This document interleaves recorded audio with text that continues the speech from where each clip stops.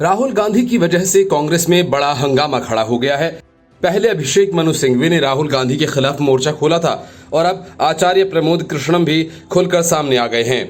असल में नीतीश कुमार और लालू यादव ने राहुल गांधी को जिस जातीय जनगणना की लत लगा दी, राहुल गांधी दिन रात उसी की माला जप रहे हैं। इससे कांग्रेस के कई बड़े नेता असहज दिखाई देने लगे हैं। अभिषेक मनु सिंघवी ने हाल ही में कहा था, जितनी संख्या उतना ही हिस्सा की बात करने के पहले इसके परिणामों को जान लेना चाहिए।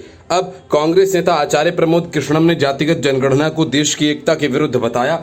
आचार्य प्रमोद कृष्णम ने खुलकर इस नीति का विरोध किया। उन्होंने कहा कि आजादी के समय से ही कांग्रेस हर धर्म, हर जाति, हर क्षेत्र, हर वर्ग को अपने साथ लेकर चलती रही है। इसके साथ अगड़े पिछड़े, दलित, आदिवासी, हिंदू, मुस्लिम, ईसाई सभी रहे हैं। महात्मा गांधी, नेहरू गांधी, इंदिरा गांधी से लेकर राजीव गांधी तक सभी ने कांग्रेस के द्वारा समाज के हर वर्ग को अपने साथ लेकर आगे बढ़ने की राजनीति की। ऐसे में कांग्रेस को जातिगत राजनीति सूट नहीं करती और इससे पार्टी को लाभ की जगह नुकसान होगा। प्रमोद कृष्णम ने आरोप लगाया कि भाजपा लोगों को धर्म के आधार पर बांटती है। उन्होंने कहा कि इस प्रकार जातियों की राजनीति समाज की जातियों के आधार पर बांटने की कोशिश है। धर्म के आधार पर राजनीति होने का दुष्परिणाम देश ने 1947 में भुगत लिया, जब इसके दो टुकड़े हो गए थे। अब जातियों के आधार पर राजनीति हो रही है तो इससे भी देश के सामने उसके टुकड़े टुकड़े होने का खतरा पैदा हो सकता है। आचार्य ने कहा कि देश के संविधान में गरीबों, दलितों, आदिवासियों के साथ साथ हर समुदाय के लोगों को आगे बढ़ाने की नीति उपलब्ध है, लेकिन किसी को भी पीछे धकेलने की कोई नीति संविधान में उपलब्ध नहीं है।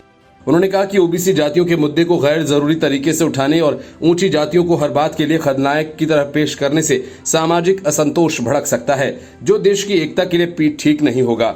इसलिए कांग्रेस को इस तरह नीति नहीं अपनानी चाहिए। कांग्रेस के एक अन्य शीर्ष नेता ने कहा कि देश की सत्ता की राह उत्तर प्रदेश से होकर जाती है। पार्टी यहां पर भाजपा से नाराज अगड़ी जातियों और मुस्लिमों को अपने साथ लेकर यहां अपनी मजबूती की राह तलाश रही थी। इसी नीति पर चलते हुए यूपी कांग्रेस अध्यक्ष अजय राय ने अपना स्वागत धार्मिक रीति रिवाज से करवाया। प्रदेश कार्यालय में भगवान परशुराम की मूर्ति लगाई। ब्राह्मण नेताओं की जयंती जिलेवार स्तर पर मनाकर अपने साथ लाने का प्रयास किया। पार्टी को इसका लाभ मिलता दिखाई पड़ रहा था। नए प्रदेश अध्यक्ष की जगह ब्राह्मण और भूमिहार जातियों की ओर से स्वागत किया गया।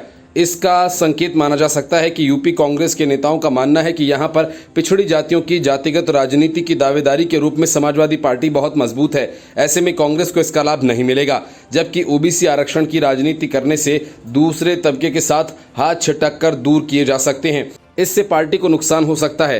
प्रदेश नेताओं का मानना है कि ओबीसी की राजनीति करने से पूरा मामला यादव बनाम अन्य ओबीसी वाला हो सकता है। इससे भी पार्टी को नुकसान हो सकता है। उत्तराखंड में पूरी राजनीति ठाकुर और ब्राह्मण आधारित रही है। हिमाचल प्रदेश में भी कमोबेश इसी तरह की स्थिति है। लेकिन यदि कांग्रेस केवल ओबीसी समुदाय की राजनीति को प्रमोट करती है तो उससे प्रदेश की उच्च जातियां और इसके खिलाफ हो सकती हैं। Bureau report, news of India.